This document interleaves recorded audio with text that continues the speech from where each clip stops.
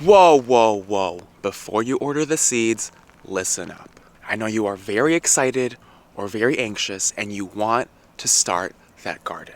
But before you do, there are some very important things you need to know. Look, I know my garden looks pretty tragic right now, but we are in the midst of winter here in Tennessee. But now is actually a really wonderful time to start planning and thinking about the new growing season. So I thought this would be the perfect time to share all of this info with you. The most important thing you must know before starting a garden: you will fail.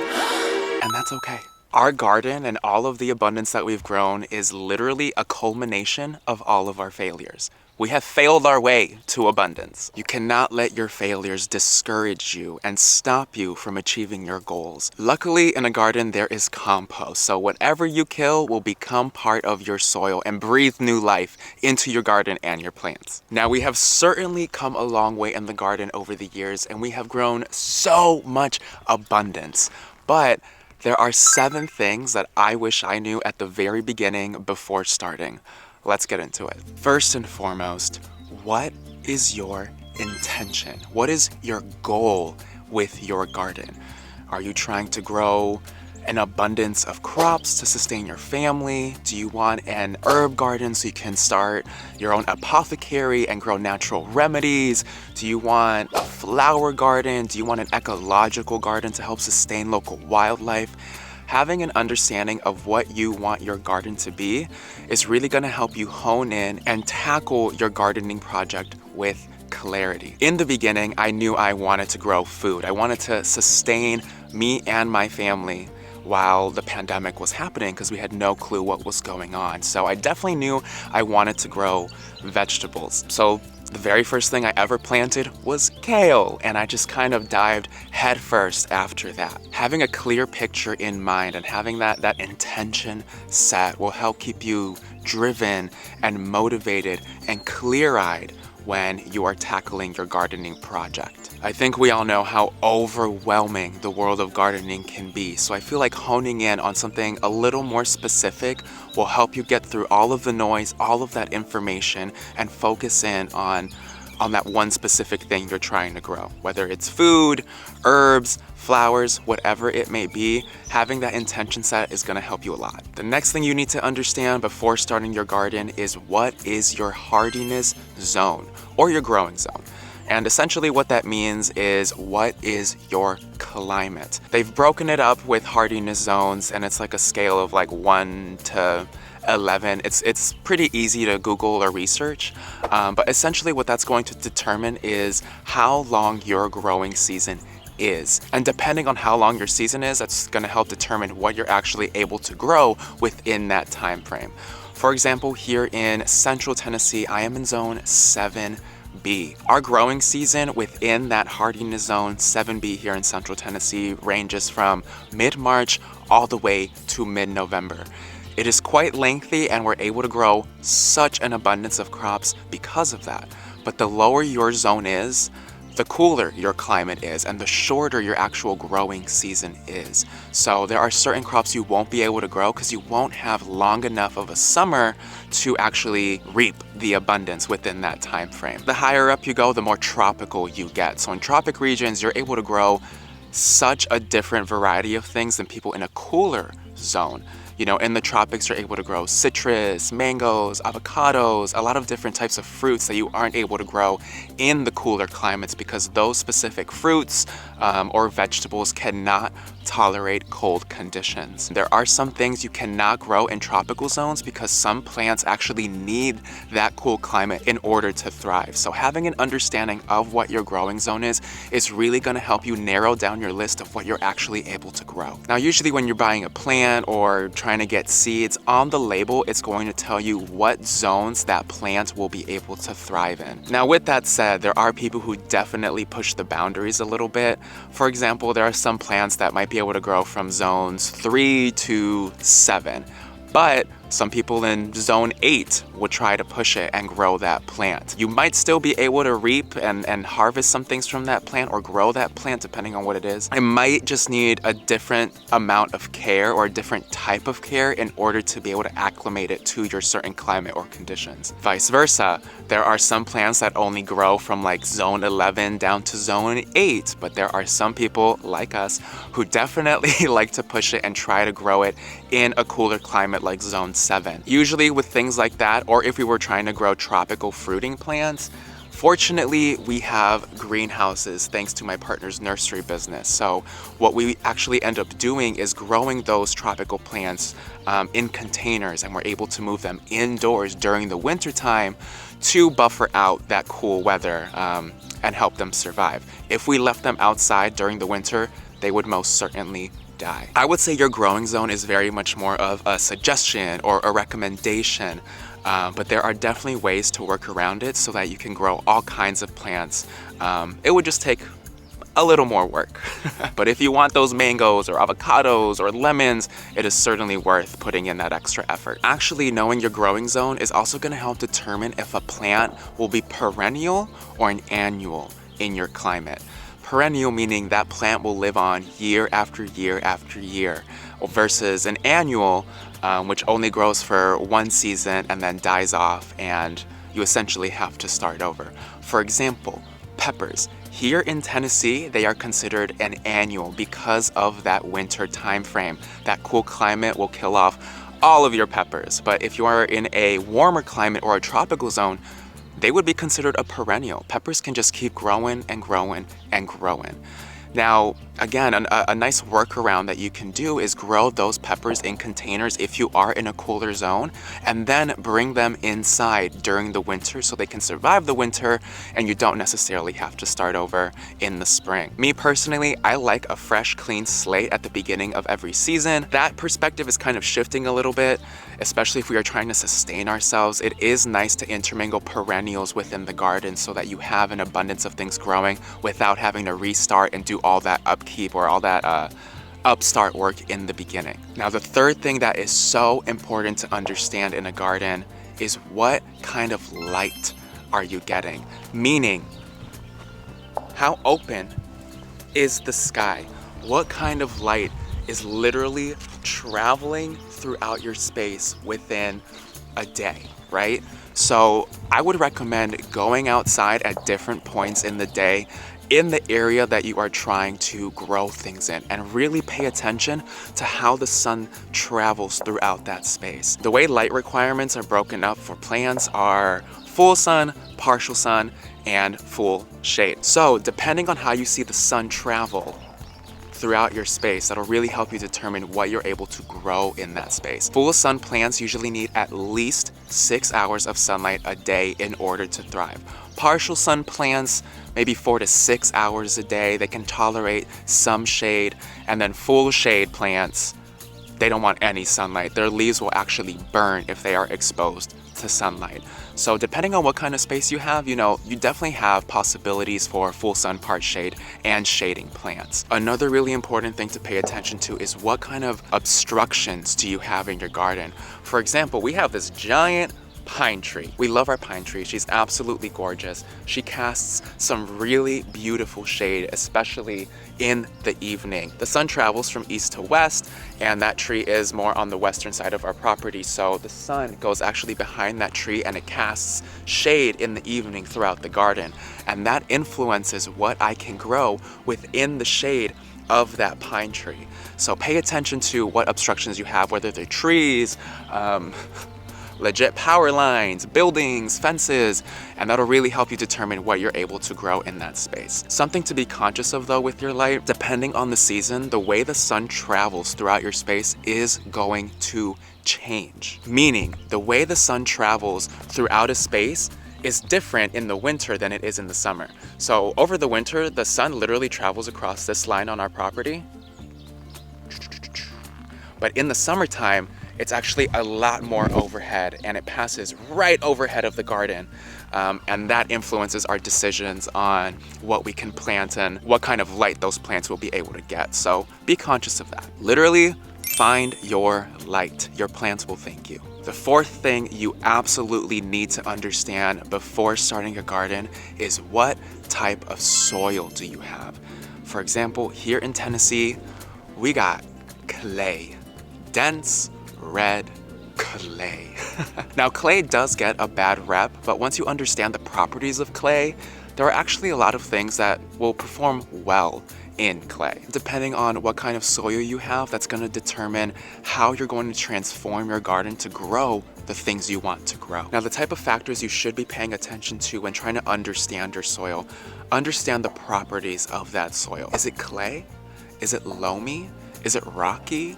Is it sandy? Does it hold a lot of moisture? Does it dry out very quickly? Having an understanding of those properties is really going to help you determine what kind of garden bed you are going to create in order to grow the things you want to grow. If you want to grow vegetables, a lot of vegetables appreciate loamier, more nutrient-rich, well-draining soil. So if you got dense red clay like we do, probably opt for raised beds so that you can add in your own soil medium and really have control over what your plants are growing in. Now, there are certainly ways that you can amend dense red clay, but that takes quite some time. Amending soil can literally take years. If you want to start garden beds directly in the soil, it is definitely worth taking the time to do so. Raised beds are also a really great option if you have really rocky or sandy soil. It's actually kind of nice that we're doing this in the wintertime because you can actually see the true structure of the garden. Now, in the very beginning, I didn't really know too much about the different kinds of ways you can make beds. And my partner, with his many years of gardening, he usually opted towards using raised beds. So that's what we started doing in the very beginning. We constructed these raised beds out of wood here and added in our own soil medium. But over time, as I did more research, I learned about no-till gardening, and that's a whole other world in its own. I will certainly make a tutorial on how to do that. I do have video tutorials on how to do that already on our channel if you want to check that out, but I think it'd be cool to make an updated version. Now remember, we have dense red clay, so the raised beds really came in clutch with making a garden very quickly and very easily, honestly. But with these being the first garden beds that we started, we have plenty to work with for the first few years. So over time, I could really take the time to develop a garden bed in the actual soil like this bed here. This is actually in the ground. I did add some wood edging, but I didn't raise this bed at all. I just amended the soil over time, and the clay has really transformed. The more you dig into it, it's gone from like dense red clay to something much richer, to something, excuse me, Marlon, to something far richer and much darker. It's wonderful, and a lot of plants really thrive in this bed now. This is my take on a floral garden. Again, she's not really in her glory right now, but again, it's nice to see like the bones and the structure of the garden. Having an understanding of your soil is invaluable when starting a garden. Now, in future videos, we will actually go into more of like the ecology of the soil, how to amend soil. We'll really dive deep into the world of soil. It is so important. It's probably the most important thing when starting a garden. Happy soil means a happy garden. But for now, just having that basic understanding of what kind of soil you have is really going to help you at least get started with your garden. The fifth very important thing that you must absolutely pay attention to before starting your garden is what type of water do you have access to? Within your climate, is it very rainy in your climate? Do you get a lot of moisture, or is it relatively dry? Having an understanding of that is really going to help you determine what kind of water source you need to really make sure your garden gets all of the moisture that it needs. Plants need moisture. Depending on the plant though, they have different requirements for the type of moisture, how much moisture they get, but moisture is essential. Be conscious of where your water spigot is. You don't want to start a garden way too far away from a water spigot or a source of water. If you want to be more economical about your water usage, I know with a garden as big as we have, and especially with our greenhouses over there, we can really run up a water bill. So if that's something you're conscious about, you might want to consider rain catchment if it's legal in your state. I know some states it's actually illegal to collect water, which is kind of bewildering to me. How do you even regulate that? I don't know. Or think about getting a well dug. It might be a big upfront cost, but over time it's gonna save you so much money. And it doesn't hurt to have your own source of water, not just for the garden, but for your everyday needs. Knowing the type of moisture you have access to or how much rain you get throughout the season will really help you determine the types of plants you can grow and also the amount of effort you're gonna need to put in to maintain certain plants. Planting native flowers is a really great way to create something that's low maintenance because they are acclimated to those drier or warmer conditions. So you can interplant that within a garden so you don't necessarily have to heavily maintain absolutely everything. Another really cool thing you can do when starting your beds is adding mulch to your garden beds. Mulch, again, that's something we'll get really deep into in the soil segment, but mulch is a godsend when it comes to starting a garden and building raised beds. Mulch is essentially a layer of biodegradable material that you add on top of your garden beds. You see here we have a lot of straw, we have a lot of wood chips. That's mulch, baby. And creating that layer over the soil is actually gonna help retain a lot of that moisture within the soil. And it's gonna stop the harsh rays of the sun from actually beaming down onto your soil. You'd never want fully exposed soil because it's gonna evaporate and dry up really quickly. There are ways to really maximize the moisture you have in your space. Something else to consider with moisture in a garden is how much time do you have to give to your garden.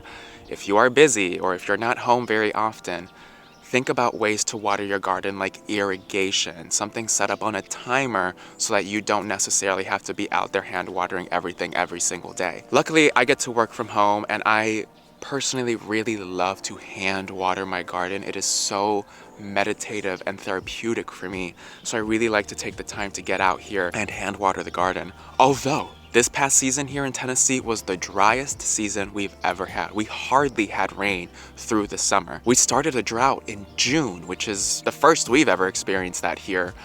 Very uncommon to have a dry spell that early on in the summer season. So because of that, it definitely has influenced my perspective on hand watering, because we had to get out here and hand water maybe twice a day sometimes. Economically, that could really run up a bill. And two, just being dependent on external sources of water was really stressful. So something we are prioritizing this year is definitely getting a well dug. Number 6, something that's really important to consider when starting a garden is what local wildlife do you have?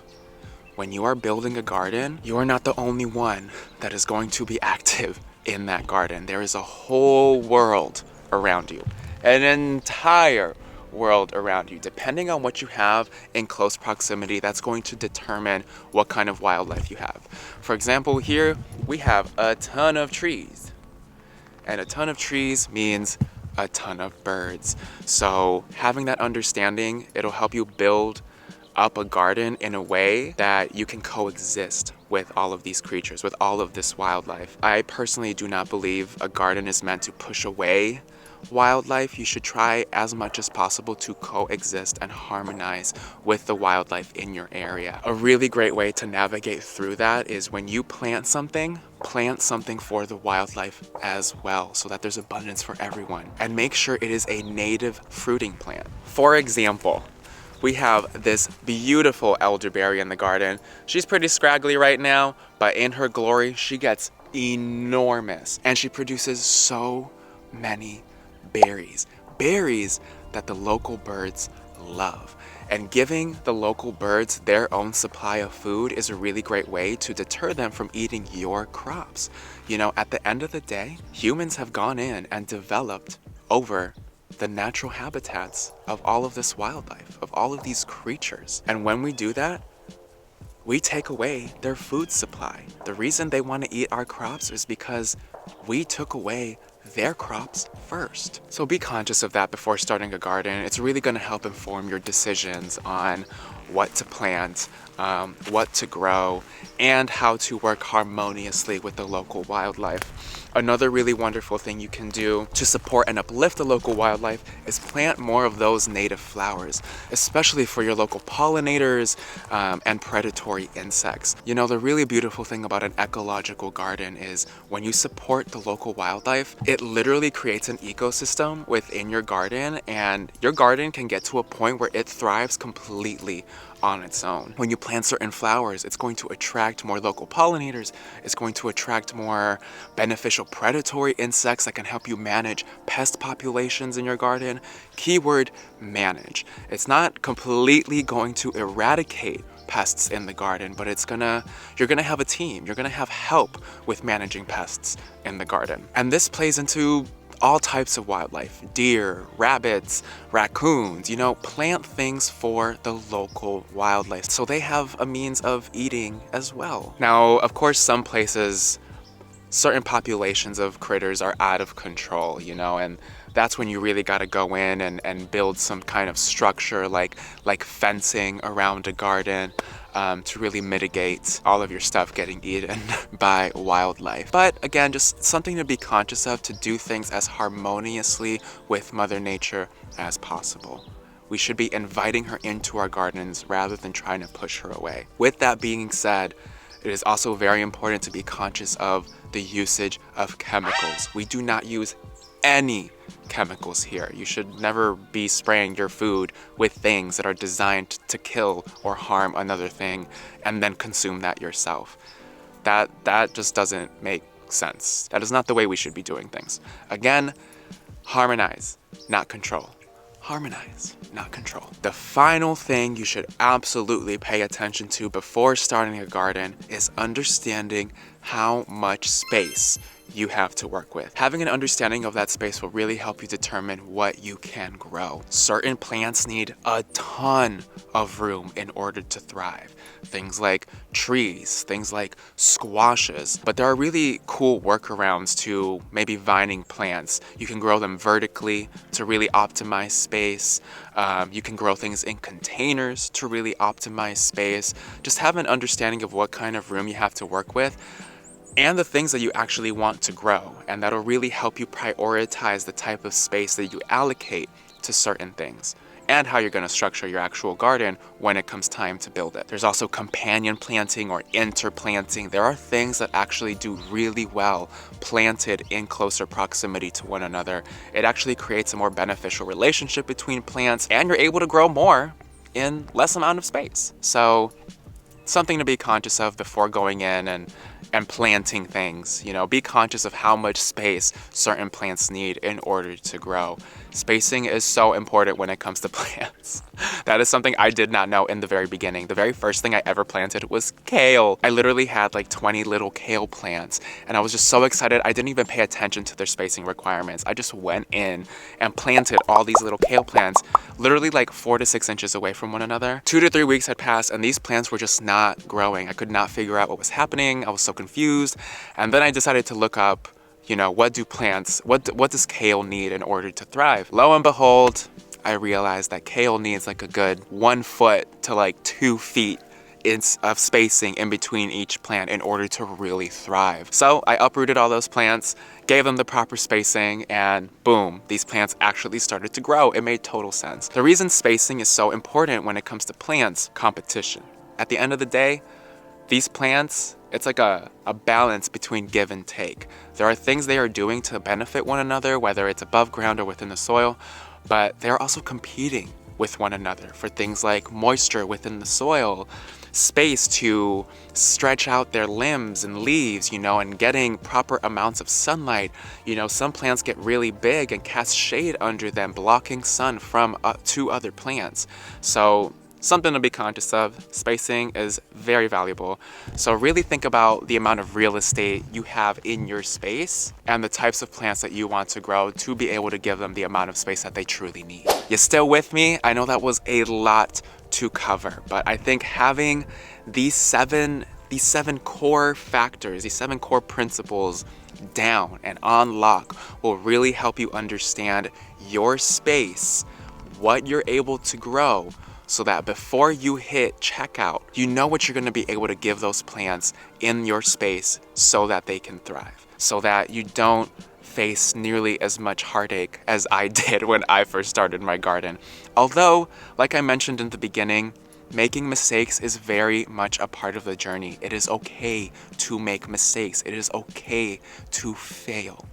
Do not let that discourage you from having the experience that is a garden. Now that I'm this deep into the world of gardening, I cannot imagine my life without a garden. Besides the abundance that a garden provides to you, there are so many things on a deeper spiritual level that it feeds and nurtures within you. Don't let it stop you. Don't let your failures stop you from experiencing that and nurturing that within yourself. Very quickly to recap, the 7 understandings we talked about were...